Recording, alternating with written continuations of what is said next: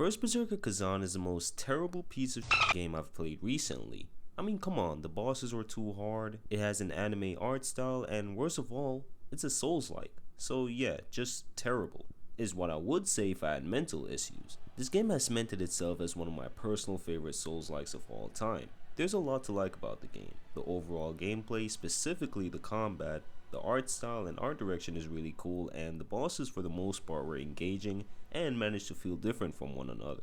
It's like if someone took Dark Souls, Sekiro and Neo and mixed it all together.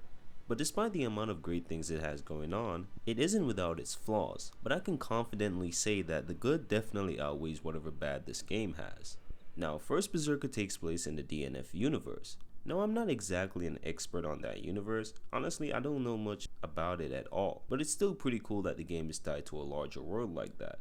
Khazan himself was once a barbarian who rose through the ranks of the Imperial military thanks to his combat prowess. Despite how skilled he was, many, especially those already in the military, didn't take too kindly of a barbarian in their ranks. What made things worse was that Khazan was too good. He climbed the ranks quickly, which earned him respect, but also stirred up a lot of resentment. At one point, he and a mage named Ozma teamed up to defeat Hismar, a massive destructive dragon that was threatening the Empire by breeding more dragonkin soldiers. They succeeded, but their victory didn't sit well with the king, who grew jealous of their praise, and out of spite, the king framed them for trying to usurp the throne. He murdered Ozma's family and had Khazan tortured before exiling him to an uninhabitable mountain. But on the way there, an avalanche hit the carriage, killing the guards and nearly killing Khazan too.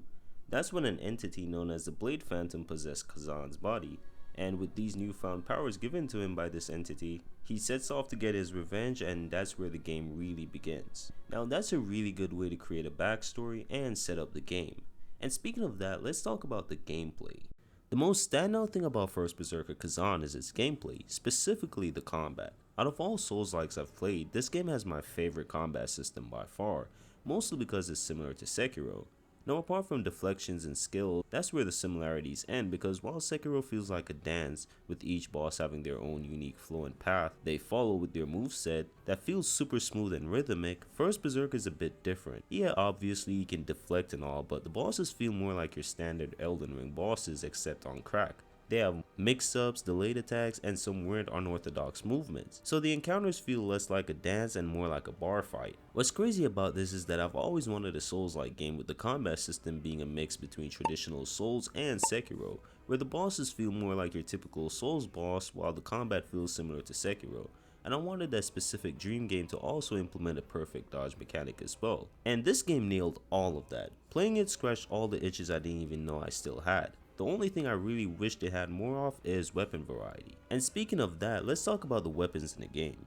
In this game you have 3 weapon options, the dual wield, greatsword, and the spear. Each of them being decently powerful in their own way. The greatsword might be a bit slow, but can deal good damage, most of the times. The spear is the quickest of the 3, and while it doesn't do that much health damage, this thing can wipe out an entire stamina bar in no time, especially if you have the right skills attached. The dual wield is a bit in between. It's faster than the greatsword but not as quick as the spear, and the damage is somewhere in the middle as well. However, I've been told that this thing has the highest DPS output potential, so who knows. Out of all the weapons though, my personal favorite was definitely the spear, as it had great distance, great speed, crowd control, and with some upgrades later on, some really good damage. Now, despite the weapons being decent for the most part, the one I was a bit disappointed in was the greatsword. Sure, it was decent, but it felt like it was outclassed by the other two, especially towards the late game, especially since most of the bosses by then are your typical magic spell mage types, you know, the ones who likes to distance themselves as much as possible. I swear, using this thing against Troka, however you say her name, was a nightmare. People claim that the dual wield takes a lot of skill, but personally, I think the greatsword requires way more. And I'm gonna go on a little tangent here, but man, I don't know why, but for some reason, greatswords always get the short end of the stick when it comes on to actual usefulness in modern Souls and Souls-like games. I swear, back in the earlier titles, greatswords were OP as hell. Where they lacked in speed, they made up for pure damage and poise. But later games, especially Souls-likes, made their damage output relatively smaller, so now you have the weight and slowness of a greatsword, but your damage output is almost the same as a basic katana, and what's worse is that those weapons can potentially do more damage as they're way quicker. So I was a bit excited to try out the greatsword here in Khazan, and man, I was still disappointed. Look, don't get me wrong, it's still a good weapon. I just know it requires a decent amount of skills to get better. But holy shit, let's talk about the damage. I swear, getting good drops with a greatsword is hard. Like every time I get a greatsword drop from an enemy and I check the damage output, it's almost the same as the dual wield or spear. So what's the point?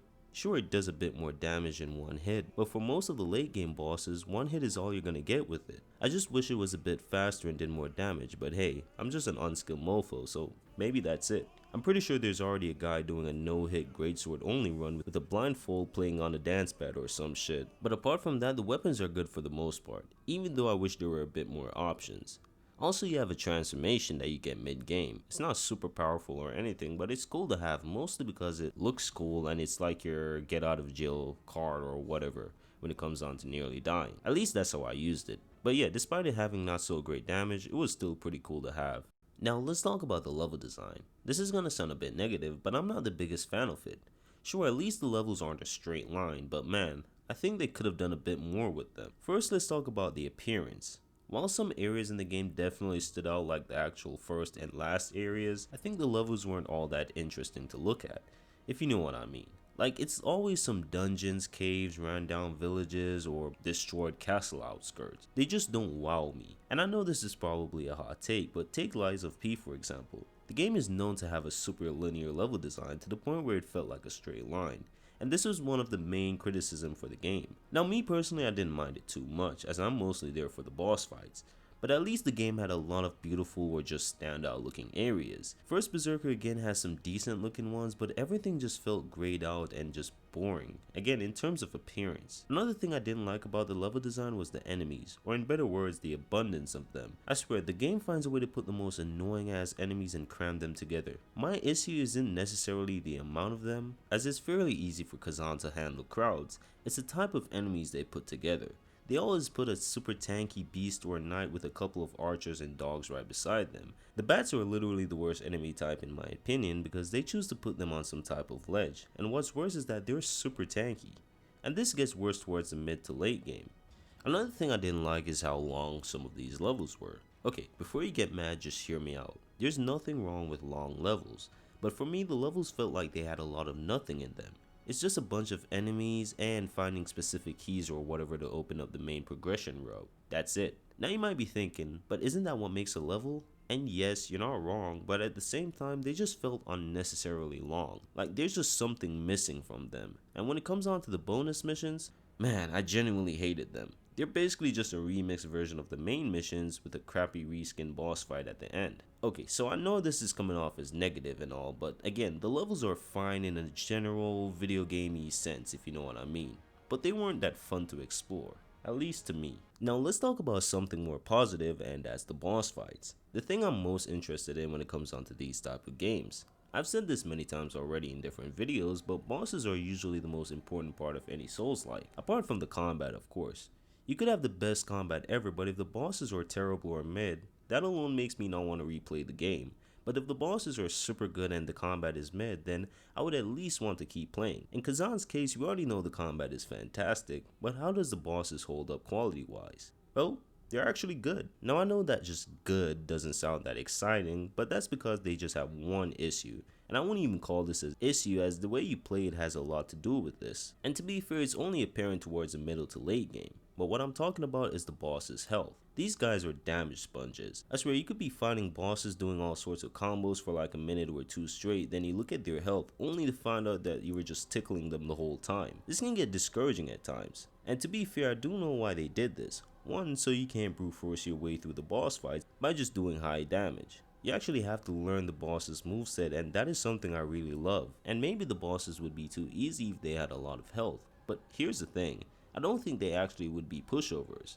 There are definitely some bosses that had smaller health pools but were still difficult to fight. But yeah man, the tankiness for some of these guys were crazy. I swear, after every fight I felt super exhausted. And it doesn't help that some of these bosses usually have some sort of gimmick. Now to be fair though, the gimmicks aren't super bad and they don't make the fights less fun. But there were some that were still kind of annoying, like Elaine's shield and the entirety of the Balerian fight. Honestly, fuck that fight. One thing I really liked about the boss fights though were how different they were from one another. Before the game dropped, I was a bit worried at first that they would feel similar to one another, and I was really surprised that they didn't. Despite the game being focused on brink dodges and deflections, no boss moveset were truly the same, apart from the reskins of course. Some bosses are ferocious and wild while others were more orthodox in their style. Some use delayed attacks to catch players off guard while others are more straightforward. Honestly, this was the most surprising part of each encounter. Now, to be honest, towards the late to end game, most of the bosses became the typical spellcasters, which I didn't really like too much.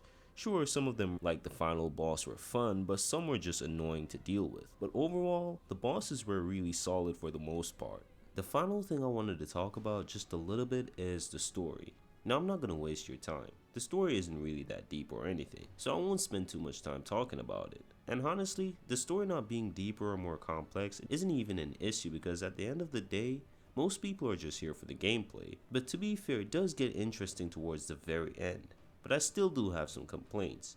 I just wish they did more with Blade Phantom. From the trailers, I thought he was going to be more involved in the story, and sure, he's there, but that's it. He's just there.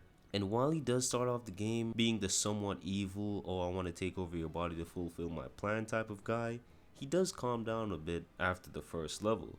But after that, he literally remains the same throughout the entire game. He's only there to talk shit, and I just felt like they could have made him and Khazan's dynamic a bit more interesting. And speaking of Khazan, let's talk about him. You know, for a guy that was betrayed by his king, deranked, tortured, had his best friend killed, and was sent to die on an inhabitable mountain, he seems really chill for the most part. A bit too chill. Like, don't get me wrong, I'm not asking for him to start acting like Kratos and start yelling every 5 seconds or some shit.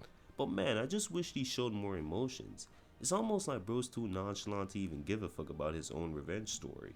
And look, this is just a minor nitpick. Don't take it as me criticizing the story on a major level. But yeah, apart from that, the story is just straightforward, but hey, at least it had one. So all in all, despite its few flaws, First Berserker is an amazing game and it's definitely my favorite Souls-likes when it comes on to combat. Plus, I can't wait for a DLC or a sequel. I mean, hopefully get some. That was the end of the video and I hope you guys enjoyed this. And if you want more content like this, then be sure to like and subscribe. But anyways, that's it.